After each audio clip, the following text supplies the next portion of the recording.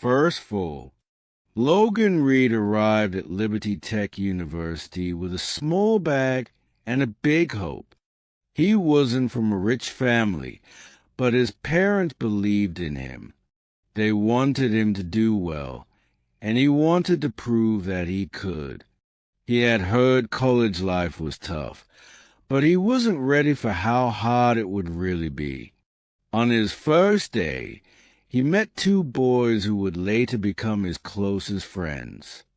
One was Troy Mitchell, tall, confident, and careless.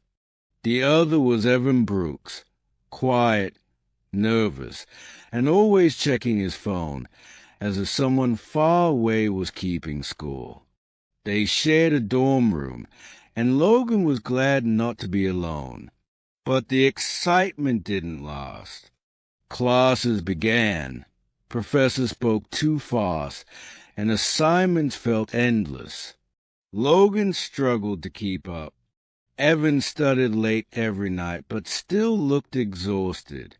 Troy didn't bother trying. "Grades don't matter, Logan," he said with a grin. "Real life is outside the classroom."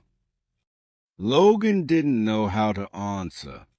One evening in the library, Logan noticed a girl walking past the shelves. She was focused, her arms full of books. When she dropped a paper, he picked it up and handed it back. "Thanks," she said. "I'm Haley." "Logan," he replied. It was a short moment, but it stayed with him. Later that night, Troy laughed and said, "My sister was in the library. Did you see her?" Logan froze. "Your sister?" "Yeah, Haley. She's too smart for most people, so don't try to impress her." Logan smiled awkwardly, but something about her stayed in his mind. Weeks passed. Tests came. Logan's scores were low. Evan's was slightly better, but he was terrified of disappointing his parents. Troy failed one class and laughed it off. "The system's broken," he said. "We're just numbers to them." When results came out, Logan had a GPA of 5.1, Evan 5.4, and Troy 4.9. Troy looked at them and said, "We're 5-point-someones, not failures, not winners, just there." Logan tried to laugh, but it hurt.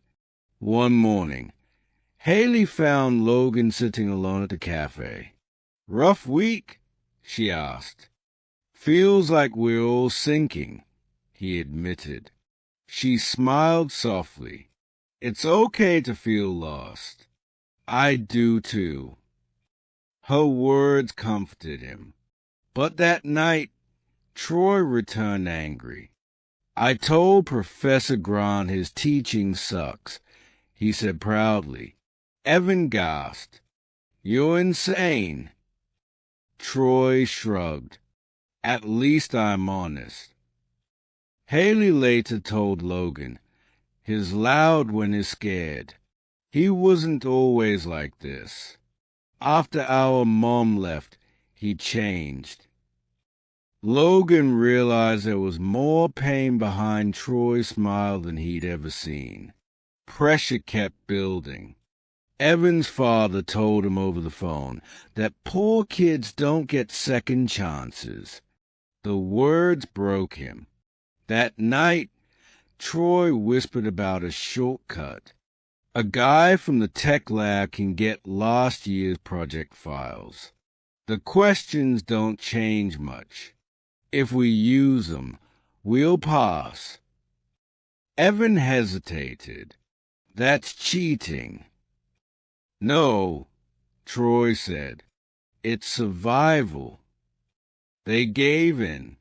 On exam day, Logan's hands trembled as he realized the questions matched the files exactly. He finished the test, but guilt burned in his chest. 2 days later, they were called to the professor's office. Dr. Grant placed their answer sheets on the desk. "Your responses match restricted files," he said coldly. The room went silent. When they left, Evan's face was pale. That night, he didn't eat, didn't speak. In the morning, his bed was empty. Panic hit. Hours later, they found him unconscious near the old stairwell. He had taken pills. The hospital smelled like antiseptic and heartbreak. Logan sat by Evan's bed, holding his hand, whispering, "Please wake up." Troy stood in the corner, broken. Haley's eyes were red. "This isn't about grades anymore," she said softly. "It's about people." When Evan finally opened his eyes, he squeezed Logan's hand weakly. That small squeeze felt like forgiveness. From that day, everything changed. The boys promised to stop running from the truth. They began building something new, an app called Safe Signal Asterisk, meant to help students recognize emotional stress. "If it helps even one person," Troy said, "it's worth it." Haley joined them, bringing calm and purpose. Slowly, they found meaning again. Months later, they presented Safe Signal Asterisk at the university's Innovation Showcase. Logan spoke about failure and second chances. When they won the award for Best Social Impact Project, the crowd applauded. But what mattered most was a piece on Evan's face. At the end of the semester, they took their exams. No tricks, no shortcuts, just effort. Their grades weren't perfect, but they passed. Haley invited them home for dinner. Even her father, Dr. Mitchell, looked at them with quiet pride. "Good to see you boys still standing," he said. When it was time to leave the dorm, they packed their bags in silence. The walls that had once echoed with stress now felt like home.